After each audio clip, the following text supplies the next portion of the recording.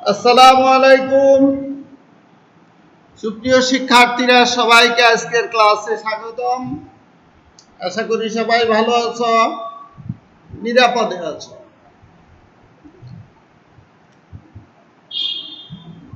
আজকে আবার ষষ্ঠ শ্রেণীর একটি ক্লাস নিয়ে এসেছি। ষষ্ঠ শ্রেণীর ইসলাম ও নৈতিক শিক্ষা বিষয়ের ক্লাস। আশা করি সবাই ক্লাসটিতে মনোযোগী হবে।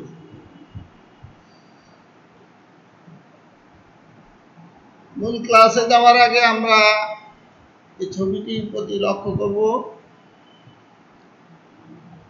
তোমরা কি বলতে পারবে ছবিটাতে কিসের দৃশ্য দেখা যাচ্ছে?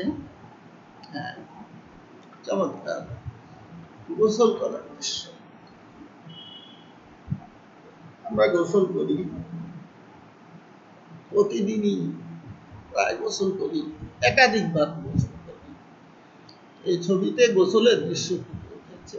গোসল হলো পবিত্রতা অর্জনের একটি মাধ্যম বা উপায়। আজকে আমরা এই গোসল সম্পর্কে আলোচনা করব।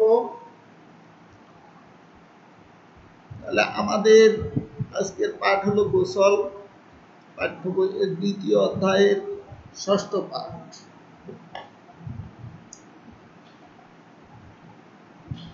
গোসল সম্পর্কে আমরা বিস্তারিত জানব।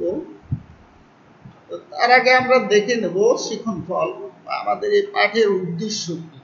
এই পাঠ শেষে আমরা কি কি বিষয়ে অবগত হব বা জানতে পারবো, বা কি কি বিষয় শিখতে পারবো। প্রথমে হলো গোসলের সংজ্ঞা বলতে পারবে। 2, গোসলের ফরজগুলো চিহ্নিত করতে পারবে। 3, গোসলের নিয়ম বিশ্লেষণ করতে পারবে। 4, আমরা কেন গোসল করি তা ব্যাখ্যা করতে পারবে। চমৎকার চমৎকার জিনিস, এগুলো আসলেই আমাদের জানা দরকার, শেখা দরকার। শুধু পরীক্ষার জন্য নয়, আমাদের জীবনের জন্য এগুলো আছে। আমরা এখন এ সম্পর্কে বিস্তারিত জানব। প্রথমে গোসল সম্পর্কে কিছু তথ্য জেনে নেই। গুরুত্বপূর্ণ তথ্যগুলো তোমরা তোমাদের নিজ নিজ খাতায় লিখে নিবে অবশ্যই। প্রথমেই বলা হচ্ছে গোসল আরবি ভাষার শব্দ। গোসল আরবি ভাষার শব্দ, যদি আমরা এটা বাংলায় লিখি কিন্তু শব্দটা কি আরবি। এই শব্দটা মূলত আরবি, কিন্তু আমরা বাংলায়ও গোসল লিখি। আর এই গোসল শব্দের অর্থ হলো ধৌত করা, ধোয়া, যেটাকে আমরা বলি ধোয়া। গোসল শব্দের অর্থ কি? ধৌত করা। গোসল কোন ভাষার শব্দ? আরবি ভাষার শব্দ। পবিত্রতা অর্জনের জন্য পবিত্র পানি দ্বারা সমস্ত শরীর ধোয়াকে গোসল। গোসল পবিত্রতা অর্জনের একটি উপায়, প্রধান একটি উপায়। গোসল পবিত্রতা অর্জনের প্রধান একটি উপায়। সেই গোসল করতে হবে পবিত্র পানি দিয়ে, অপবিত্র পানি দিয়ে। পবিত্র পানি দিয়ে গোসল করতে হবে। আর গোসলের ক্ষেত্রে সমস্ত শরীর ধুইতে হয়। অজু করার সময় আমরা শরীরের কিছু কিছু অঙ্গ ধৌত করি, কিন্তু গোসল করার সময় সমস্ত শরীর ধুইতে হয়। তো পবিত্রতা অর্জনের জন্য পবিত্র পানি দ্বারা সমস্ত শরীর ধোয়াকেই বলে কি? গোসল। আমি যদি প্রশ্ন করি গোসল কাকে বলে, এখন নিশ্চয়ই তোমরা বলতে পারবে। তারপরও আবার একটু আলোচনা করছি যে গোসল কোন ভাষার শব্দ? আরবি ভাষার শব্দ। গোসল শব্দের অর্থ কি? ধৌত করা। গোসল কি বা গোসল কাকে বলে? পবিত্রতা অর্জনের জন্য পবিত্র পানি দ্বারা সমস্ত শরীর ধোয়াকে গোসল। আশা করি তোমরা তথ্যগুলো লিখে নিয়েছ এবং এখন তোমাদেরকে জিজ্ঞাসা করলে তোমরা মুখস্থ বলতে।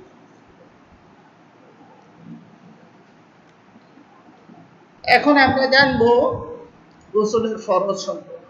আমরা জানি প্রত্যেকটা ইবাদতের অপরিহার্য কিছু কাজ, সেগুলোকে বলা হয় ফরজ, কোনো কোনো ক্ষেত্রে ওয়াজিব বলা হয়। গোসলেরও কিছু ফরজ আছে। আর এই ফরজ কাজগুলো যদি ইচ্ছা বা অনিচ্ছায় কোনোটা বাদ করে, তাহলে সে ইবাদতটা হয় না। তেমনি গোসলের ক্ষেত্রেও গোসলের কোনো ফরজ ইচ্ছা বা অনিচ্ছায় যদি বাদ পড়ে, তাহলে গোসল কি হবে না। আমরা ফরজগুলো একে একে জেনে নেব। প্রথম ফরজ হলো গড়গড়া করে কুলি করা। গড়গড়া এই শব্দটির সাথে তোমরা পরিচিত, কুলি করো এটার সাথে পরিচিত। গোসলের ফরজ হলো গড়গড়া করে কুলি করা, যাতে কণ্ঠনালী পর্যন্ত পানি পৌঁছায়। তাহলে গোসলের প্রথম ফরজ কি? গড়গড়া করে কুলি করা। দ্বিতীয় ফরজ হলো নাকের নরম জায়গা পর্যন্ত পানি পৌঁছানো।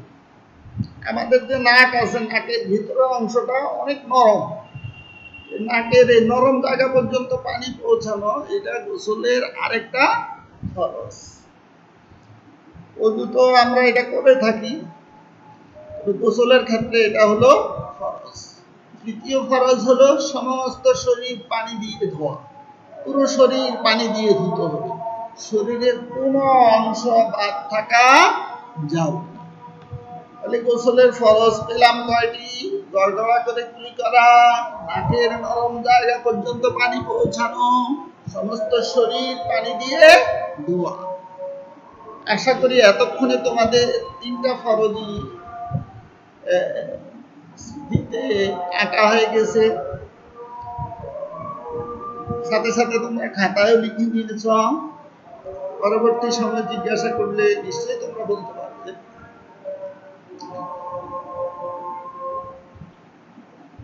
এতক্ষণ আমরা যেটুকু আলোচনা করেছি তার আলোকে এখানে কয়েকটা প্রশ্ন আছে।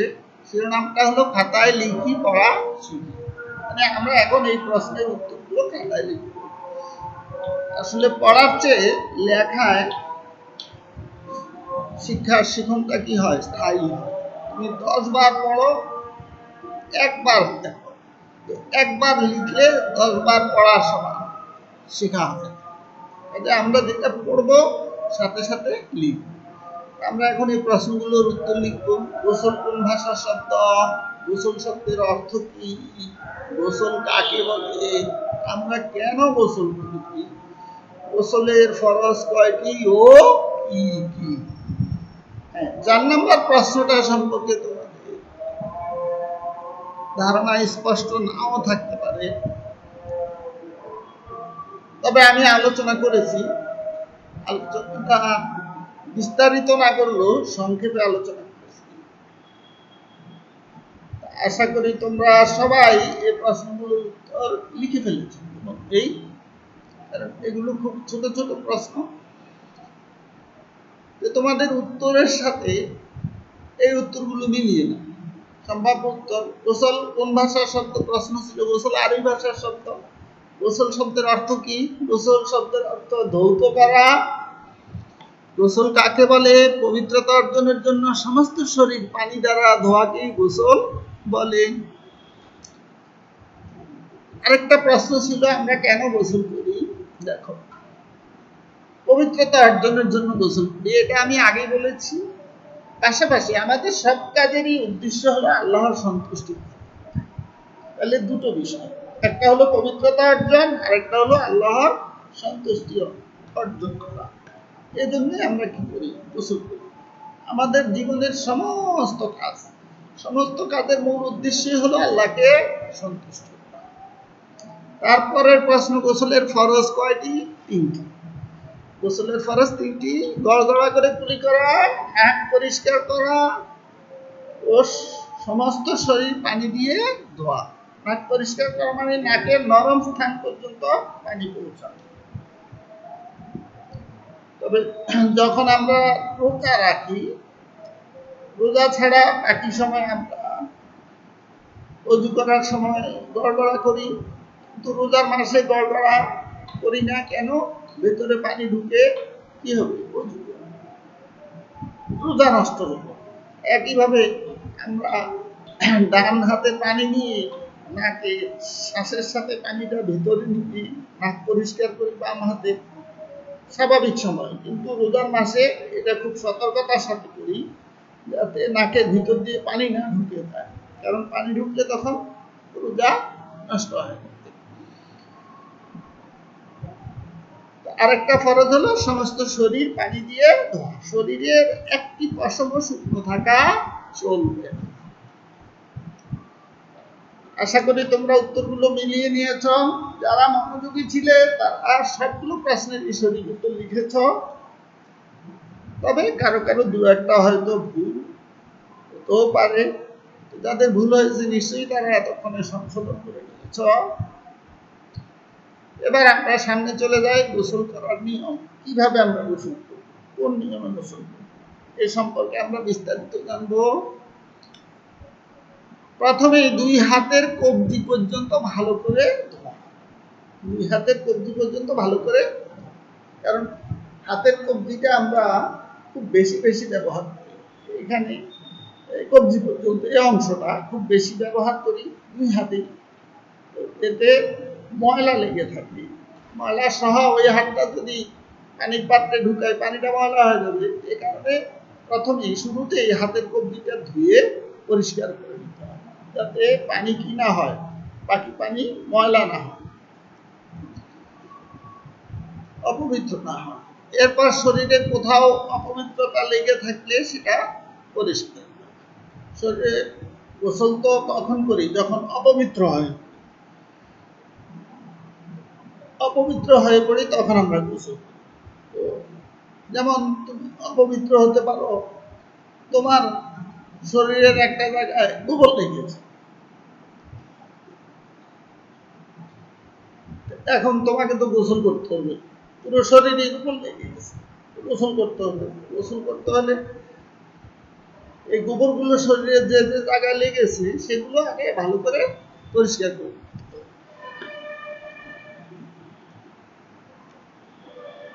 তারপর অজু করা, স্বাভাবিক নিয়মে অজু করা। অজুতে কুলি করার সময় কণ্ঠদেশ পর্যন্ত পানি পৌঁছাতে হবে, ওই যে গড়গড়া করতে হবে, এবং নাকের ভিতরে পানি প্রবেশ করাতে হবে, নাকের ভিতরে যে নরম জায়গা আছে সেখানে পানি পৌঁছাবে।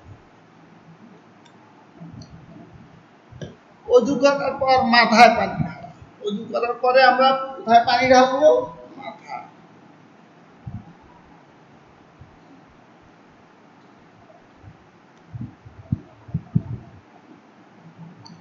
এরপর যথাক্রমে ডান ও বাম কাঁধে পানি ঢেলে পুরো শরীর ভালোভাবে ধোয়া। প্রথমে কোন কাঁধে পানি ঢালবো? ডান, তারপরে বাম কাঁধে। আমরা প্রত্যেকটা কাজে ডান দিক থেকে শুরু করি, ডান দিক থেকে শুরু করা ভালো, কাজগুলো ডান দিক থেকে শুরু করা কি সুন্নাহ। প্রথমে ডান হাত ডান কাঁধে পানি ঢালবো, তারপরে বাম কাঁধে পানি ঢালবো, এভাবে পুরো শরীর ভালোভাবে। সব শেষে পা ধোয়া। আচ্ছা, তোমরা কি বলতে পারো সব শেষে কেন পা ধুতে হবে? এই যে পানি ঢেলেছি, আমার শরীরে ময়লা আবর্জনা বা নোংরা ছিল, সেগুলো ধুয়ে গেছে পানি দ্বারা, সেই পানির ছিটা আমার পায়ে পড়েছে, যার কারণে পায়ে ময়লা থেকে যেতে পারে। এই জন্য সবশেষে পা ধুয়ে দিতে হবে, যাতে কোনো ময়লা বা ময়লা পানি না থাকে। তারপর শুকনো কাপড় দিয়ে শরীরের পানি মুছে ফেলতে। মেয়েদের জন্য চুলের খোপা, ছেলেদের চুল ছোট ছোট থাকে, চুল ভিজালে তারা খুব তাড়াতাড়ি শুকিয়ে যায়, কিন্তু মেয়েদের চুল অনেক লম্বা হয় সাধারণত, এজন্য মেয়েদের চুল ভিজালে শুকাইতে কয়েক ঘন্টা লাগে, কয়েক ঘন্টা সময় লাগে, তো ভিজা চুলে গন্ধ হয় না, এজন্য মেয়েদের চুলের খোপা বা বেনি খোলার দরকার নেই গোসলের সময়। তবে চুলের গোড়ায় পানি পৌঁছানো, ওরা শুধু চুলের গোড়া ভিজানো, পুরো চুল ভেজানোর প্রয়োজন নেই, এটা মেয়েদের জন্য, ছেলেদের জন্য। ছেলেদের চুলও ভিজাতে হবে, কিন্তু মেয়েদের খোপা বা বেনি খোলার দরকার নেই। হ্যাঁ, কেউ যদি ইচ্ছা করে যে আমি খোপা বেনি নাই বা ছিল সেটা খুলে ফেলেছে, খুলে সে সব চুল চুল ভেজাবে, সমস্যা নেই। কিন্তু মেয়েদের খোপা বেনি না খুললেও চুলের গোড়ায় যদি পানি পৌঁছে তাহলে তার গোসল হবে। এতক্ষণ আমরা যেগুলো আলোচনা করলাম তার আলোকে এখানে কয়েকটা 5টা প্রশ্ন আছে, আমরা নিজেকে একটু যাচাই করে দেখি মনে আছে কিনা, কতটুকু মনোযোগী ছিলাম। প্রথম প্রশ্ন, গোসল করার সময় প্রথমেই কবজি পর্যন্ত হাত ধুতে হয় কেন? আমি কিন্তু উত্তরটা বলেছি। পরের প্রশ্ন, গোসলের সময় প্রথমে কোথায় পানি ঢালতে হয় সেটাও বলেছি। তারপরে গোসলের সময় প্রথমেই কোন কাঁধে পানি ঢালতে হয় সেটাও আমরা বলেছি। গোসলের সবশেষ কাজ কোনটি এবং কেন সেটা একটু আগেই বললাম। ছেলে ও মেয়েদের গোসলে কি পার্থক্য রয়েছে? হ্যাঁ, পার্থক্য তো অবশ্যই আছে, সব শেষেই আমরা সেটা আলোচনা করেছি। আশা করি তোমরা লিখতে পারবে। তোমরা তোমাদের খাতায় লিখে দেবো খুব দ্রুত।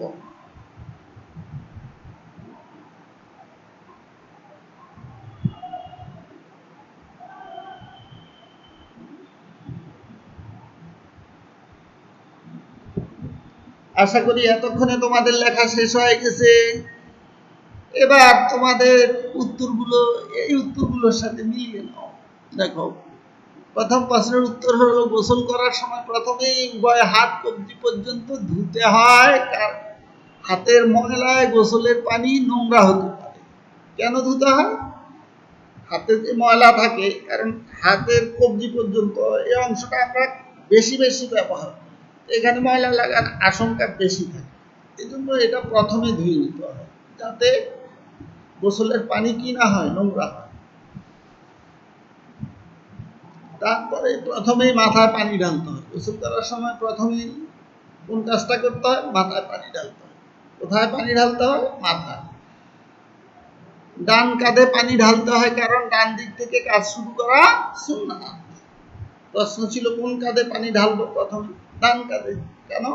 ডান দিক থেকে কাজ শুরু করা কি সুন্নাত। গোসলের সবশেষ কাজ পায়ে পানি ঢালা, কারণ নোংরা পানির ছিটা পায়ে পড়ে পাপ অপবিত্র থেকে যেতে পারে। এজন্য গোসলের সবশেষ কাজ হলো পায়ে পানি ঢালা। আর ছেলে এবং মেয়েদের গোসলে পার্থক্য কি? ছেলেদের চুল ভেজাতে হয় আর মেয়েদের শুধু চুলের গোড়ায় পানি পৌঁছাতে হয়, চুল ভেজাতে হয় না। চুলের খোপা বা বেনি সেটা ভেজাতে হয় না, শুধু চুলের গোড়া ভিজাতে হয়। আর ছেলেদের কিন্তু চুলের গোড়াও ভিজাতে হয়, চুলও ভিজাতে হয়। যারা মনোযোগী ছিলে নিশ্চয়ই তারা সব প্রশ্নেরই সঠিক উত্তর লিখেছ। তবে কারো কারো দু একটা ভুল হতে পারে, আশা করি ভুলটা এতক্ষণে সংশোধন করে নিয়েছ।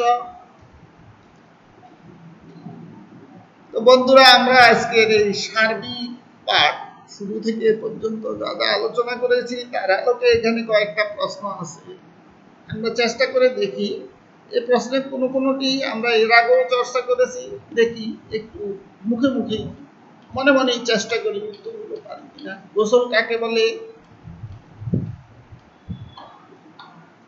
অবশ্যই তোমরা পারবে। গোসল কাকে বলে? তাকে বলে পবিত্রতা অর্জন ও আল্লাহর সন্তুষ্টি লাভের উদ্দেশ্যে পানি দ্বারা সমস্ত শরীর ধোয়াকে গোসল বলে। গোসলের ফরজ কয়টি ও কি কি? গোসলের ফরজ 3টি। কি কি?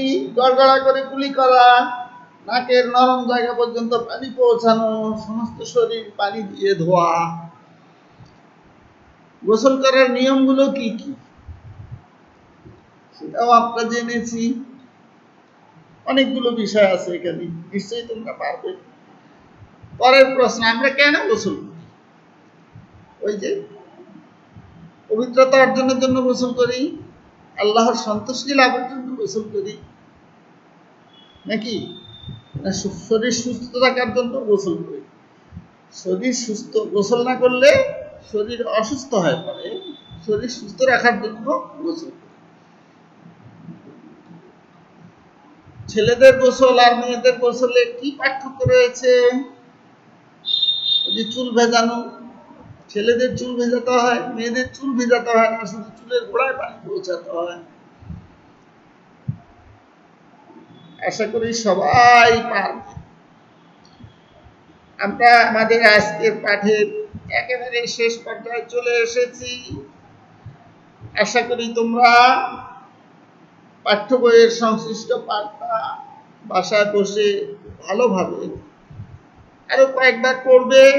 পড়ার পর তোমরা এই বাড়ির কাজটা করবে, গোসল করার উপকারিতাগুলোর একটি তালিকা বানাও।